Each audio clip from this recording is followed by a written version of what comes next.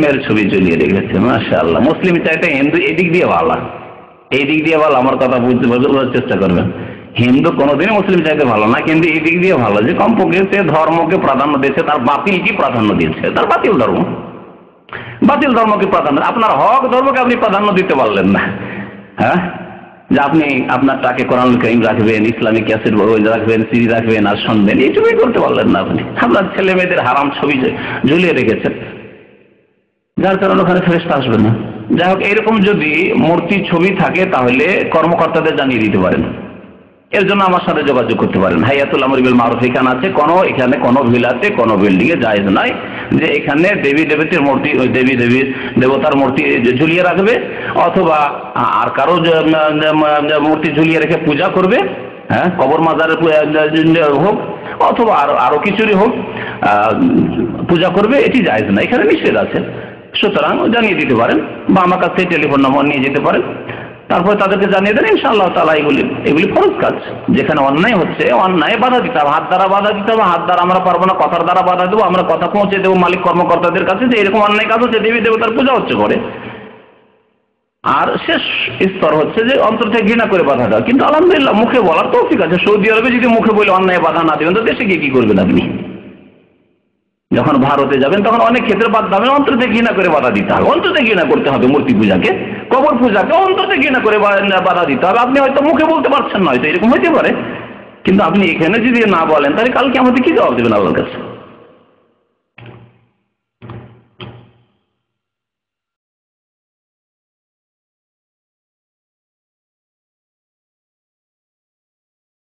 বলছে এটা আমি বাধা দিই, কিন্তু বাধা মানে না।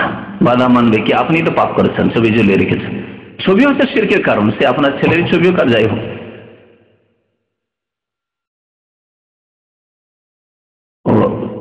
মুসলিম ব্যক্তির কথা বলছেন। এখন মুসলিম ব্যক্তির জন্য হিন্দুকে দাওয়াত দিতে পারি না, কেন দাওয়াত দিতে পারবেন না? দাওয়াত দেন, ইসলামকে দেখে মুসলিমকে দেখবে না। ইসলাম কবুল করতে হবে, ইসলাম দেখে মুসলিম দেখে নাই। ইসলামের যে আদর্শ আমাদের কাছে আছে, তাদের কাছে হিন্দু আদর্শ নেই। হিন্দু ধর্ম কি? হিন্দু ধর্ম দেবী দেবতার পূজার সমষ্টির নাম। হ্যাঁ, সুতরাং আদর্শ দেখেছে ইসলাম গ্রহণ করবে, ব্যক্তি দেখে না। এবং ইসলামিক সেন্টারে অমুসলিম থাকে, তিনি আসার চেষ্টা করেন। এই অবস্থায় মানুষকে উপদেশ দেবেন যে মুসলিম ফাসেক ছবি ঝুলিয়ে রেখেছে, তাদেরকে উপদেশ দেবেন। আর অমুসলিম যে দেবী দেবতার ছবি ঝুলিয়ে রেখে যদি সেখানে প্রণাম করে, নমস্কার করে, আর যদি সকাল সন্ধ্যা যদি এইসব করে, তাহলে জানিয়ে দেবেন কর্মকর্তাদেরকে। জি, সাল্লাল্লাহু আলাইহি মুহাম্মদ ওয়া আলা আলিহি ওয়া সাহবিহি। বিসমিল্লাহির রহমানির রহিম। ومن أحسن قولا ممن دعا إلى الله وعمل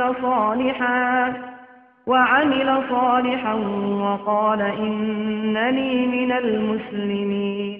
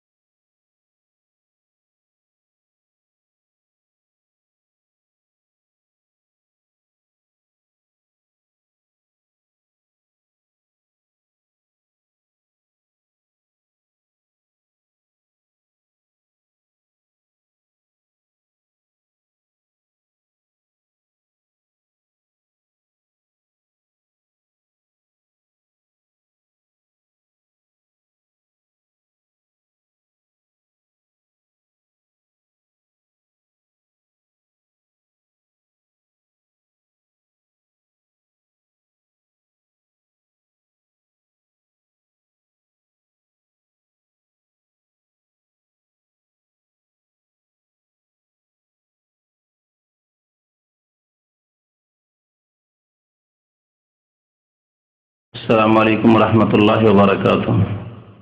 إن الحمد لله نحمده ونستعينه ونستغفره ونعوذ بالله من شرور أنفسنا ومن سيئات أعمالنا.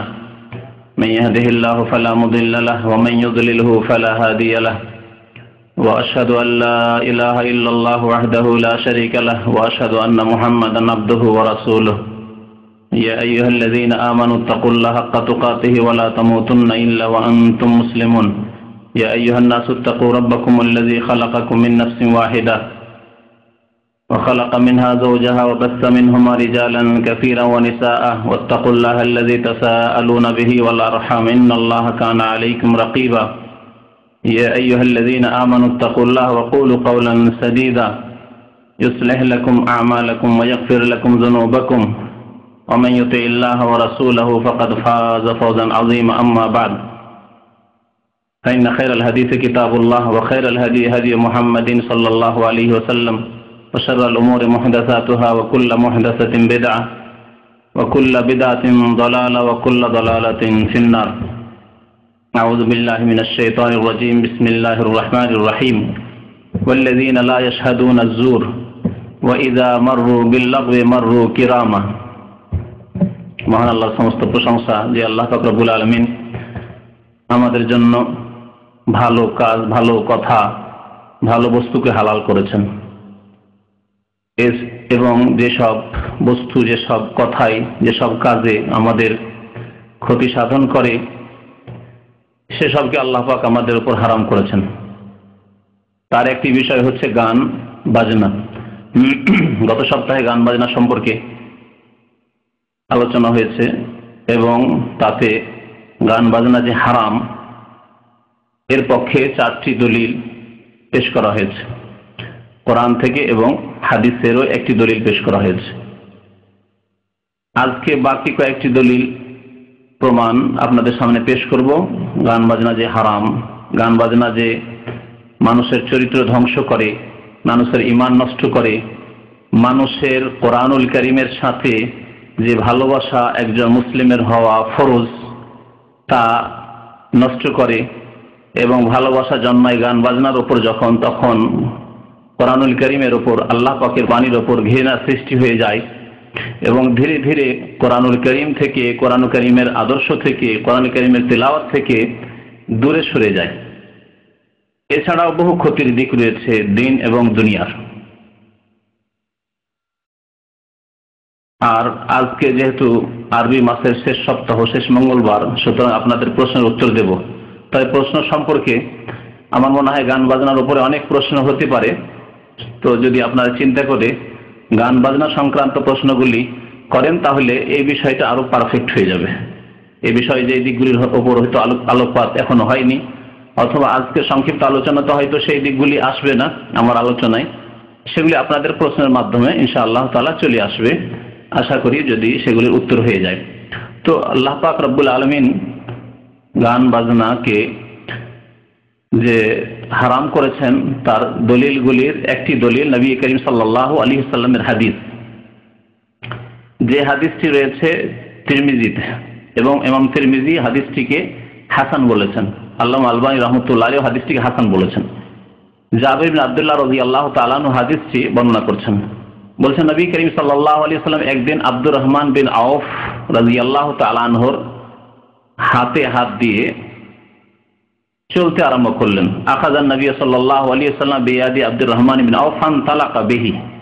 আব্দুর রহমান বিন আউফ সাহাবী, যিনি আশরায়ে মুবাশশারার একজন, অর্থাৎ 10 জন সাহাবীকে নবী করিম সাল্লাল্লাহু আলাইহি ওয়াসাল্লাম যে একটি হাদিসে জান্নাতের সুসংবাদ দিয়েছিলেন একবারে, তার একজন হচ্ছেন আব্দুর রহমান বিন আউফ রাদিয়াল্লাহু তাআলা আনহু। এবং ওমর রাদিয়াল্লাহু তাআলা আনহু যে খেলাফতের দায়িত্ব দেওয়ার ক্ষেত্রে তারপরে 6 জনকে সদস্য বানিয়েছিলেন কমিটির, শুরা কমিটির, যারা নির্বাচন করবেন যোগ্য ব্যক্তিকে দেখে। জনসাধারণের উপর একেবারে ছেড়ে দেওয়া হয়নি, কারণ জনসাধারণ সবার বিবেক, বুদ্ধি, ঈমান এক রকমের নয়, বাছাই, নির্বাচন, মনোনয়ন এক রকমের নয়। সুতরাং একেবারে জনসাধারণের উপর ছেড়ে দেওয়া হয়নি। 6 জন বিশিষ্ট ব্যক্তি, তাদের অধিকাংশ ছিলেন আশরায়ে মুবাশশারা। 2 জন ছিলেন যারা খলিফা হয়েছেন, ওসমান রাদিয়াল্লাহু তাআলা আনহু এবং আলী রাদিয়াল্লাহু তাআলা আনহু। তাদের একজন হচ্ছেন আব্দুর রহমান বিন আউফ রাদিয়াল্লাহু তাআলা আনহু। তো আব্দুর রহমান বিন আউফ রাদিয়াল্লাহু তাআলার হাত ধরে নবী করিম সাল্লাল্লাহু আলাইহি ওয়াসাল্লাম যেতে লাগলেন এলা ইবনে ইব্রাহিম, নবী করিম সাল্লাল্লাহু আলাইহি ওয়াসাল্লামের এক পুত্র ছিল যার নাম ছিল ইব্রাহিম রাদিয়াল্লাহু তাআলা আনহু আলাইহিস সালাম।